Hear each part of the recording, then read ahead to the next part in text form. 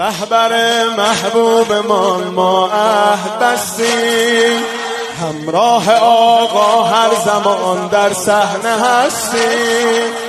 ما با خروش حیدری در کل عالم کبر و غرور بت پرستان را شکستیم، کبر و غرور بت پرستان را شکستیم. سر با امام و دل با حسین است، فرمان حمله یک یا حسین است.